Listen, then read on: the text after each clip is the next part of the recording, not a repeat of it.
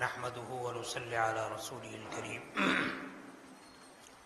میرے محترم بھائیوں، دوستوں اور بزرگوں، بات یہ چل رہی تھی کہ آدمی کو زبان سے ہونے والے گناہ غیبت سے اپنے آپ کو بہت بچانا چاہیے۔ شریعت اسلام دین فطرت ہے، لہذا فطرت کا پورا لحاظ رکھتا ہے۔ کبھی ایسی ضرورت پڑتی ہے کہ آدمی کو دوسرے کے بارے میں کوئی بری بات کہنی پڑتی ہے، مجبور ہو جاتا ہے۔ دیکھنے کے اعتبار سے وہ غیبت ہے، حقیقت کے اعتبار سے وہ غیبت نہیں ہے۔ شریعت اسلام نے ایسی چیزوں کی اجازت دی ہے، یعنی یہ کہنا چاہیے مجبوری کے وقت میں اگر کسی کی غیبت کر لی جائے تو اس کی گنجائش ہے۔ مختلف اس کی صورتیں ہیں۔ ایک صورت یہ ہے کہ مثلا کسی آدمی کی جان کا خطرہ ہے، ایک قاتل ہے، ظالم ہے، وہ لوگوں کا ناحق قتل کرتا ہے۔ اس نے یہ اسکیم بنائی اور یہ تدبیر اختیار کی کہ آج فلاں آدمی کو قتل کرنا ہے بے قصور، تو ایک مسلمان کو ناحق قتل کرنا یہ حرام ہے۔ ہمیں اس کے ارادے کا علم ہوا کہ یہ آدمی فلاں شخص کو ناحق قتل کرنا چاہتا ہے، تو جس آدمی کے بارے میں اس نے تدبیر اختیار کی ہے ہم جا کر اس کو اطلاع دے دیں کہ فلاں آدمی تمہیں قتل کرنا چاہتا ہے، تم اپنی حفاظت کا انتظام کریں۔ دیکھو، اس نے ایک برا ارادہ کیا اور کسی کی پیٹھ پیچھے اس کی برائی کرنا یہی غیبت ہے، لیکن یہاں پر ایک مسلمان کی، ایک انسان کی جان کو بچانا فرض اور ضروری ہے، اور وہ ناحق قتل کر رہا ہے۔ تو ناحق قتل سے بچانے کے لیے جس آدمی کو قتل کرنا چاہتا ہے اس آدمی کو بتلا دیا جائے کہ بھئی تمہیں قتل کرنا چاہتا ہے، تم اپنی حفاظت کا انتظام کرے، یہ غیبت نہیں ہے۔ ایک آدمی دوسرے آدمی پر ظلم کرنا چاہتا ہے، اس کے ہاتھ پیر توڑنا چاہتا ہے، اس کا سر پھوڑنا چاہتا ہے، جسمانی کوئی عضو تلف کرنا چاہتا ہے، یا خاموخواہ مار پیٹ کرنا چاہتا ہے بے قصور۔ آپ نے اس آدمی کو بتلا دیا کہ فلاں ظالم کا تیرے بارے میں یہ ارادہ ہے، تو اپنی حفاظت کا انتظام کر۔ تو جس طرح جان کے تلف ہونے کا خطرہ ہے، یہاں کسی عضو کے تلف ہونے کا خطرہ ہے یا سخت مار پیٹ کا خطرہ ہے اور اس کو بتلا دیا جائے تو یہ غیبت نہیں ہے۔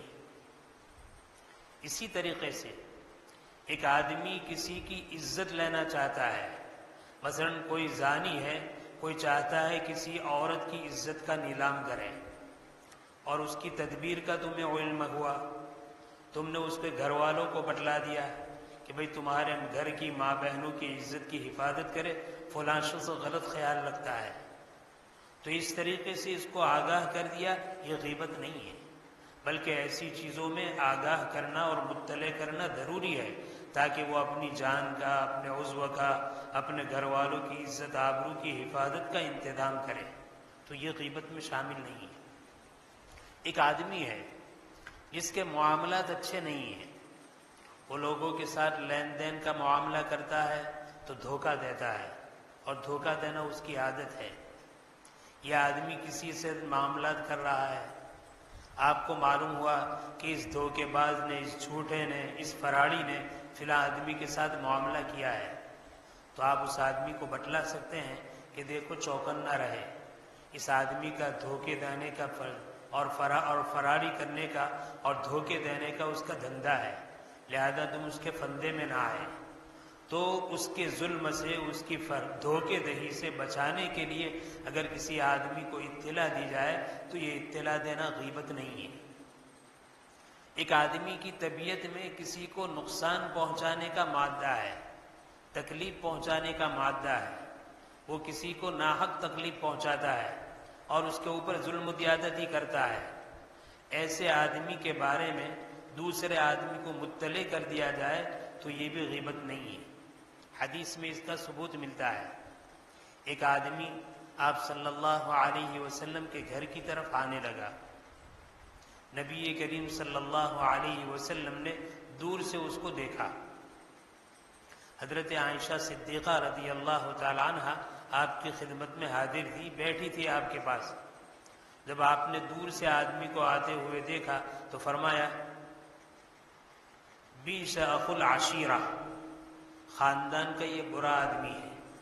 دور سے آنے والے کو دیکھ کر کہا حضرت عائشہ سے کہ عائشہ یہ خاندان کا برا آدمی ہے۔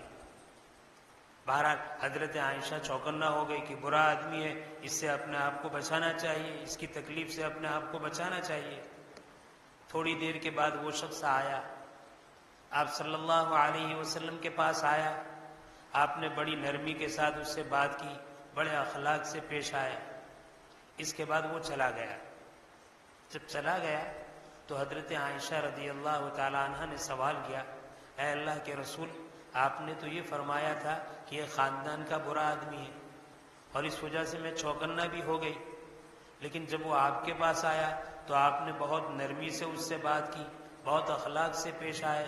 مجھے بات سمجھ میں نہیں آئی، آپ تو کہہ رہے ہیں کہ برا آدمی ہے اور آپ اس سے معاملہ اچھا کر رہے ہیں۔ نبی کریم صلی اللہ علیہ وسلم نے ارشاد فرمایا، کسی آدمی کے شر سے بچنے کے لیے اس کے ساتھ نرم کلامی کی جائے، یہ بری چیز نہیں ہے۔ آدمی کے برا ہونے کے لیے اتنا ہی کافی ہے کہ آدمی اس کے شر سے بچنے کے لیے اس سے نرمی اختیار کرے۔ اس آدمی کی فطرت میں تکلیف دینا ہے، نقصان پہنچانا ہے، میں نے اس لیے پہلے سے متوجہ کر دیا تاکہ تم اس کے شر سے محفوظ رہے۔ پھر رہا وہ میرے پاس آیا تو اے عائشہ، تو نے دیکھا ہے کہ میں نے کبھی کسی کے ساتھ بد کلامی کا معاملہ کیا ہو، کسی کے ساتھ سخت کلامی کا معاملہ کیا ہو، بد اخلاقی کا معاملہ کیا ہو؟ میرے پاس تو جو بھی آتا ہے، چاہے وہ میرا ساتھی ہوتا ہے، چاہے میرا دشمن ہوتا ہے، میں تو ہر ایک کے ساتھ اخلاق اور نرمی سے ملتا ہوں۔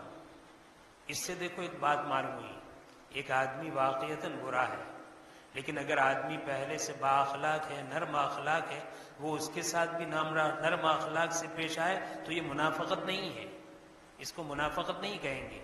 یہ تو یہ کہیں گے کہ یا تو اس کی فطرت میں، طبیعت میں سلامتی ہے، اخلاق ہے، یا تو یہ کہیں گے کہ اس کے شر سے بچنے کے لیے ایسا کر رہا ہے۔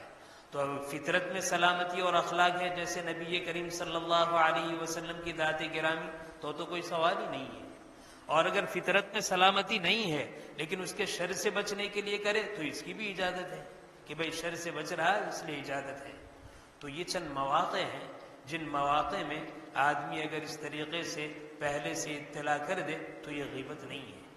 مثلا ایک آدمی بہت بڑا ظالم ہے اور اس کا ظلم لوگوں میں مشہور ہے، اب کوئی اجنبی آدمی ہے اس کے ظلم سے واقف نہیں ہے اور اس کے ساتھ اس کا تعلق ہو رہا ہے، تو آپ نے پہلے سے اس کو اندرونی طور پر کہہ دیا، دیکھو یہ بہت بڑا ظالم آدمی ہے، اس کے ظلم سے بچتے رہنا، تو یہ غیبت نہیں ہے۔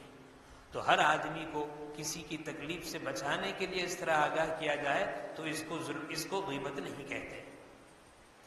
ایک بات اور بھی یاد رکھنی چاہیے غیبت کے سلسلے میں، دیکھو غیبت جس طریقے سے زبان سے ہوتی ہے، اشارے سے بھی ہوتی ہے جیسے میں نے کل بتلایا تھا، لیکن ایک بات یاد رہے، جہاں جہاں شریعت نے غیبت کی اجازت دی ہے، غیبت کی گنجائش بیان کی ہے، وہیں آدمی کو غیبت کرنا چاہیے، ہر کس و ناکس کی غیبت نہیں کرنی چاہیے۔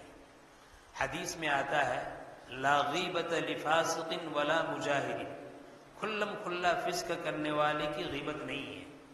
اس حدیث کو سمجھنے میں بعض مرتبہ ہم سے غلطی ہوتی ہے۔ حدیث کا مطلب یہ سمجھتے ہیں کہ کسی بھی فاسق کی برائی کرنا برا نہیں ہے، نہیں، ایسی بات نہیں ہے۔ ایک فاسق آدمی ہے، وہ بہت سارے گناہ کرتے ہیں، لیکن گناہ دو قسم کے کرتا ہے۔ ایک گناہ وہ کرتا ہے جو کھلم کھلا کرتا ہے، کھلم کھلا گناہ کرتا ہے، اگر اس کو لوگوں کے سامنے بیان کیا جائے تو یہ غیبت نہیں ہے۔ کیوں؟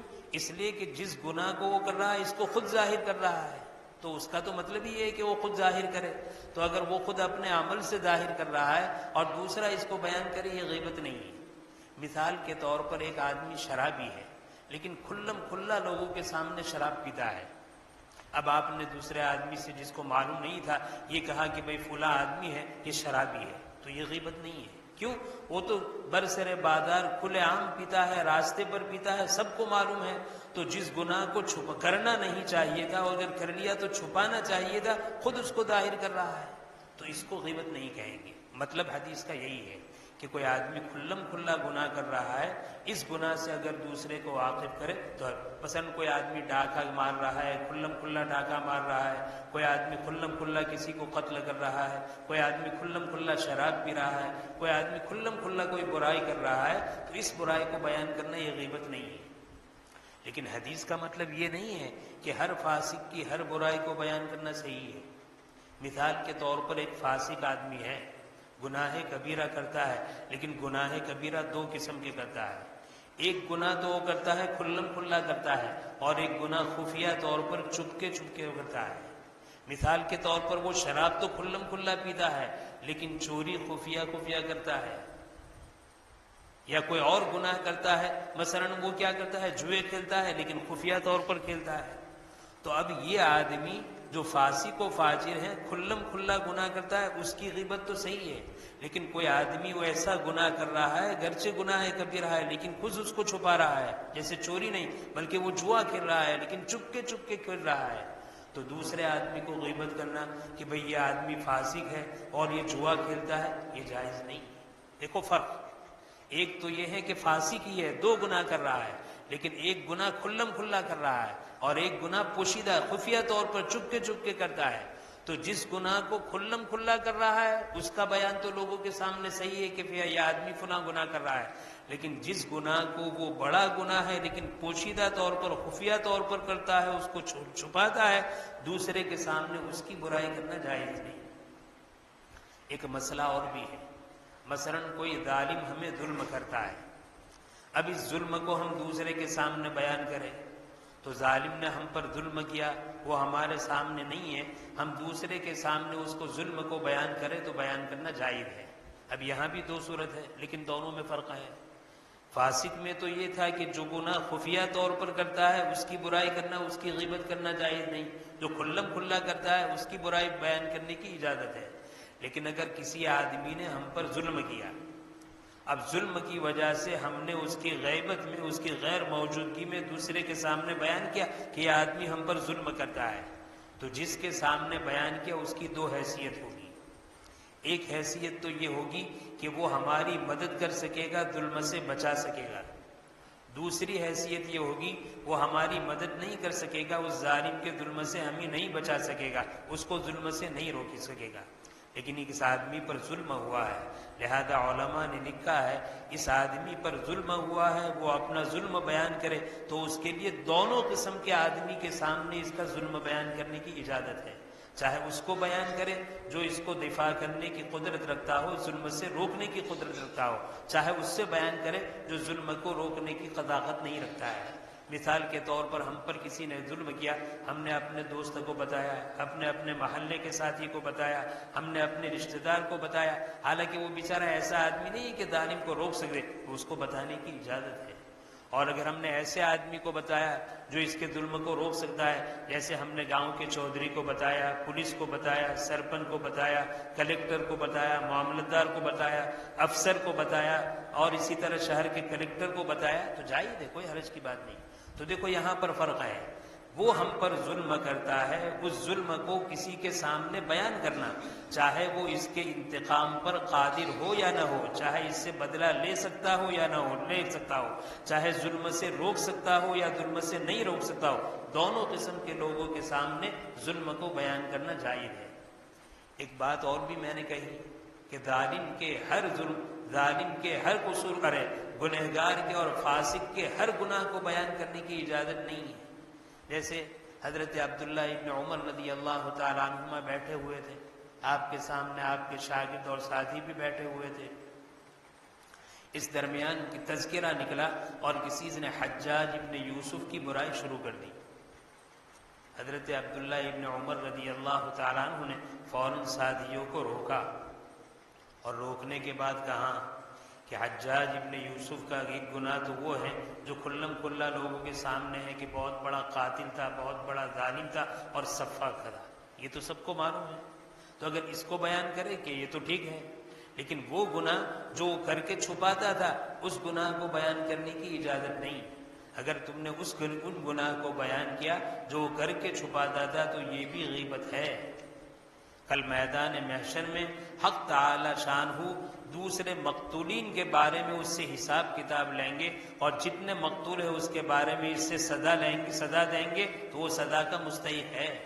لیکن ہم نے اگر غیبت کی حجاج ابن یوسف کی ان گناہوں پر جن گناہ کو وہ چھپاتا تھا تو یہ اس کی غیبت ہوئی، لہذا اس غیبت کی سزا ہمیں بھی ملے گی اور ہمیں بھی اس کا جرمانہ بھگتنا پڑے گا۔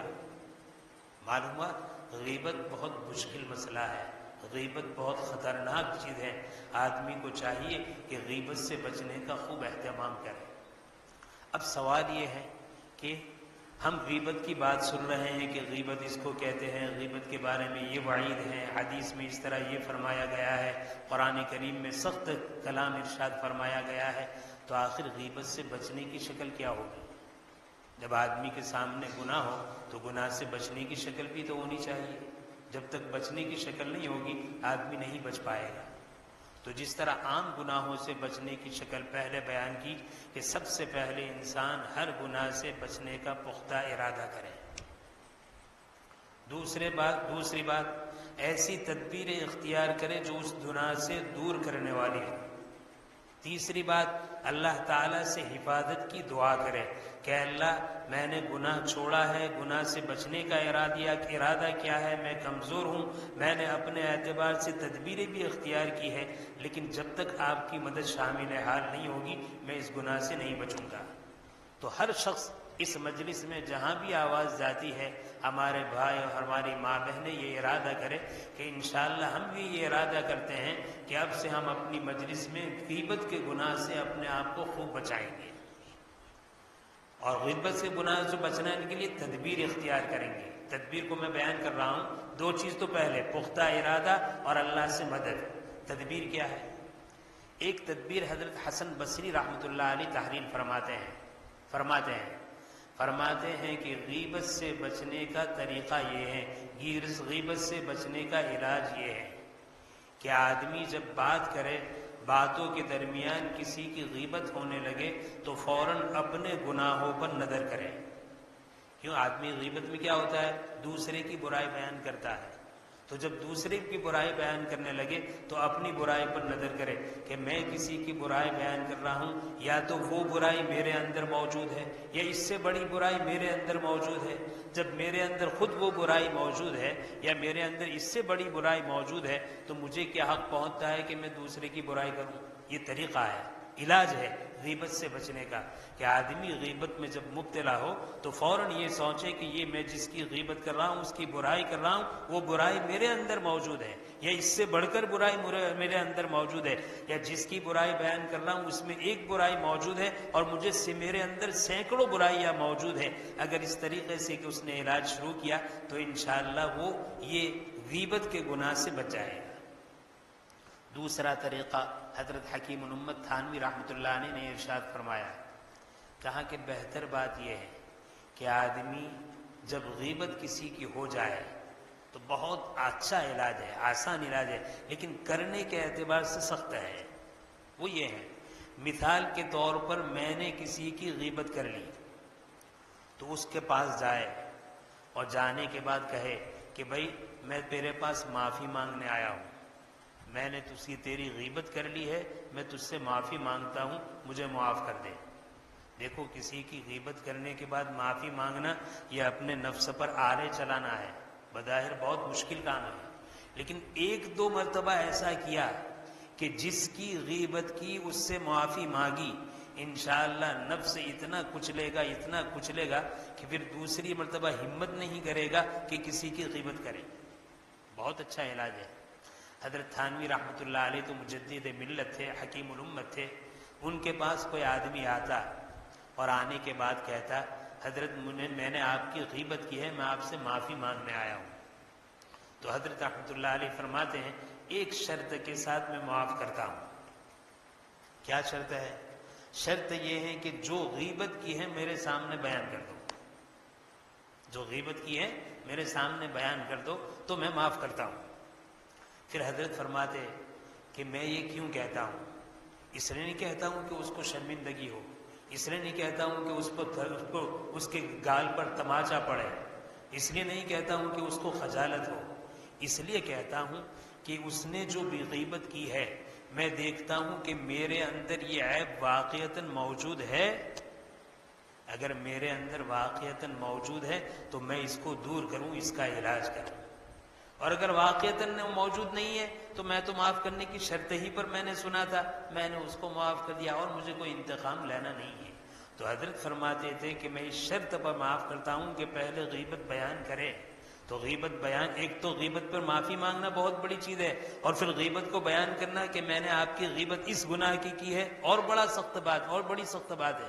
لیکن حضرت اس لیے کہتے تھے تاکہ خود دیکھے کہ کسی آدمی نے میری غیبت کی ہے، میری جو برائی بیان کی ہے میرے اندر ہے یا نہیں. اگر نہیں ہے تو الحمدللہ اللہ کا فضل ہے، اور اگر ہے تو میں اس برائی کو اپنے اندر سے دور کروں اس طریقے سے.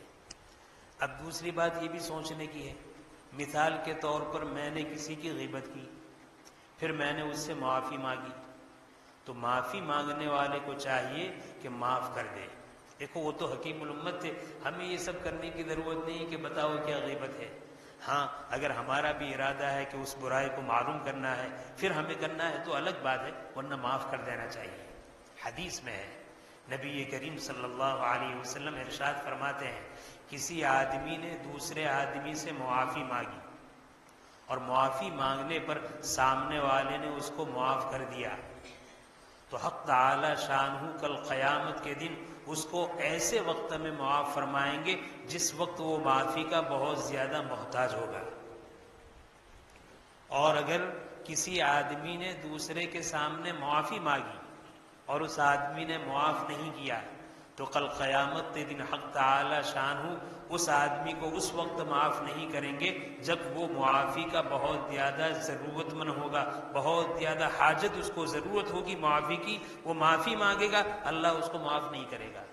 تو میرے بھائی اگر کوئی ہماری غیبت کر لے اور غیبت کرنے کے بعد ہم سے معافی مانگے تو ہمیں چاہیے کہ ہم معاف کر دیں، اس امید پر معاف کر دے کہ اللہ میدان محشر میں جب مجھے معافی کی بہت ضرورت ہوگی مجھے معاف کر دیں گے، اور اگر میں نے اس کو معاف نہیں کیا تو اللہ مجھے میدان محشر میں اس وقت معاف نہیں کریں گے جب مجھے معافی کی بہت ضرورت ہوگی.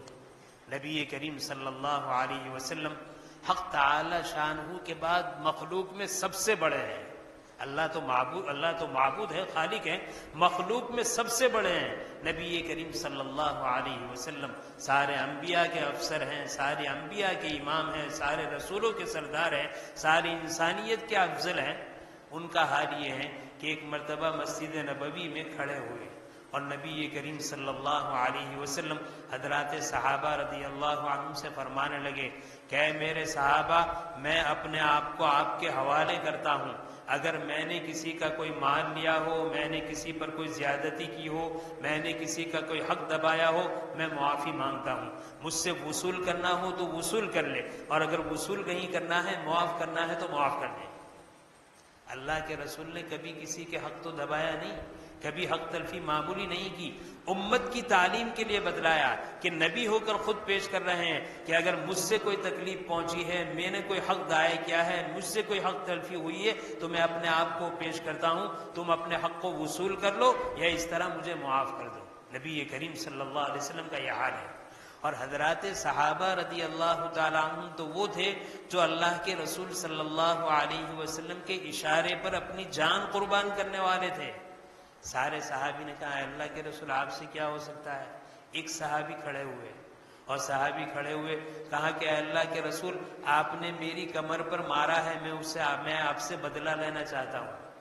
نبی کریم صلی اللہ علیہ وسلم نے برا نہیں مانا، کہا کہ اس کو حق ہے، اگر میں نے مارا ہے تو وہ بدلہ لے. تو وہ صحابی کہنے لگے کہ اللہ کے رسول آپ نے میری کمر پر مارا ہے، میں بدلہ لینا چاہتا ہوں. آپ صلی اللہ علیہ وسلم فوراً کھڑے ہو گئے. تو وہ صحابی سامنے آئے اور سامنے آنے کے بعد کہا اے اللہ کے رسول جب آپ نے میری کمر پر مارا تھا تو میری کمر کھلی تھی اور آپ کی کمر پر کپڑا ہے، چنانچہ آپ نے اوپر کی چادر نیچے کر لی، آپ نے کمر مبارک کھول دی. تو صحابی پیچھے آئے اور پیچھے مہر نبوت تھی، نبی کریم صلی اللہ علیہ وسلم کی نبوت کی مہر تھی، اس پر آئے اور اس کو بوسہ دیا. اور بوسہ دینے کے بعد عرض کرنے لگے وہ صحابی، اے اللہ کے رسول، مجھے آپ سے کوئی انتقام نہیں لینا تھا، مجھے تو اس بہانے آپ کی مہر نبوت کو بوسہ دینا تھا، اس بوسہ دینے کے لیے میں نے یہ ہیلا کیا ہے، ورنہ آپ ہمارے آقا ہیں، آپ سے بدلہ کا کیا مطلب؟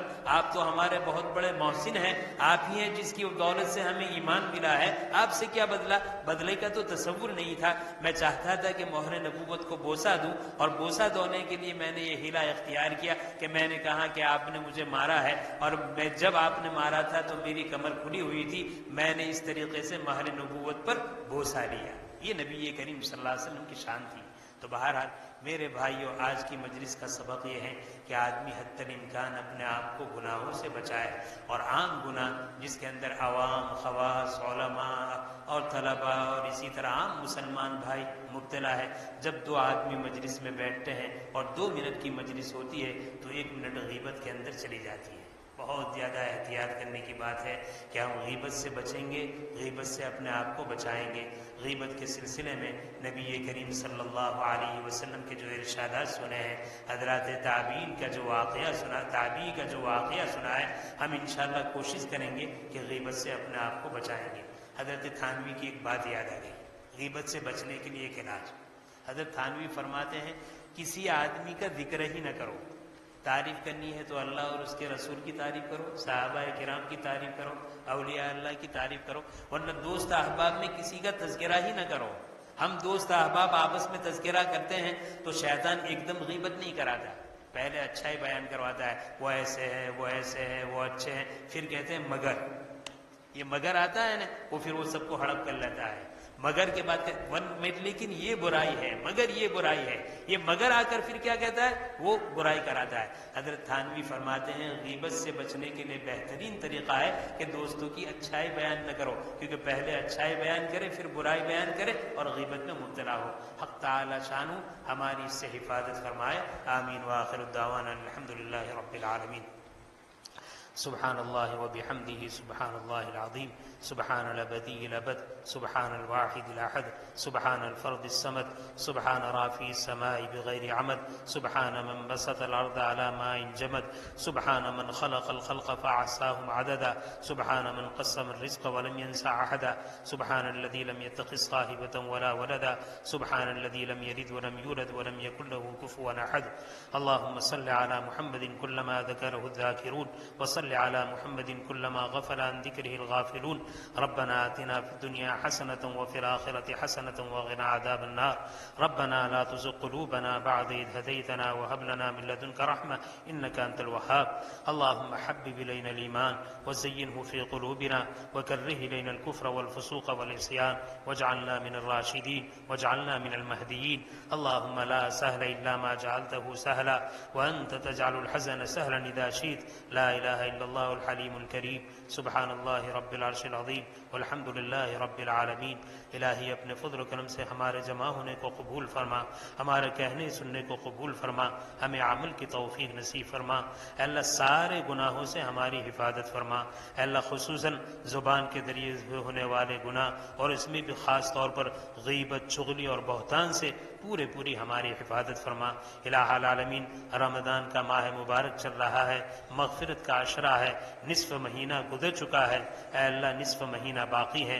اے اللہ جیسی قدر کرنی چاہیے 15 دن کی قدر نہ ہو سکی، اے اللہ بقیہ ایام کی قدردانی کی توفیق عطا فرما۔ قدم قدم پر ایک ایک لمحے کی حفاظت کی توفیق عطا فرما۔ تیری طاعت کے ساتھ، تیری عبادت کے ساتھ، تیری رضامندی کے ساتھ بقیہ ایام کے دن رات گزرے، اے اللہ اس کی سعادت اور توفیق نصیب فرما۔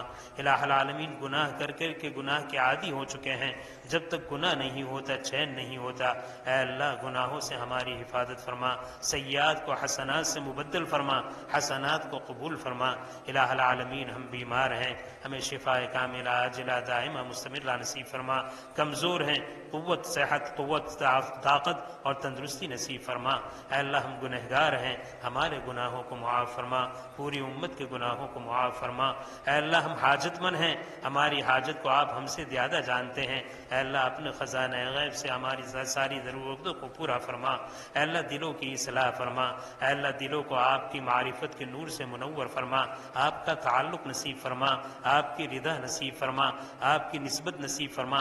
الہ العالمین ہم آپ سے آپ کو مانگتے ہیں، آپ کی محبت مانگتے ہیں۔ الہ العالمین عشق الہی اور عشق نبوی سے ہمارے دلوں کو معمور فرما دیجئے۔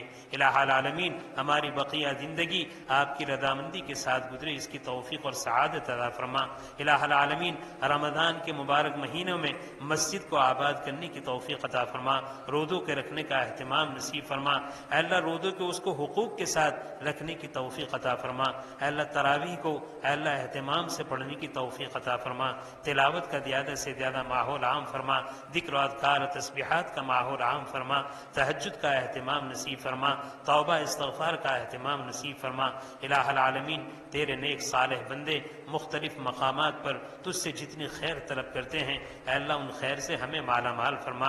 اے اللہ جن چیزوں سے پناہ طلب کرتے ہیں ان چیزوں سے ہمیں پناہ نصیب فرما۔ الہ العالمین اے اللہ مقام حرمین شریفین میں حاضر ہونے والے تیرے بندوں کی عبادتوں کو قبول فرما اور ان کی دعاؤں میں ہمارا حصہ فرما۔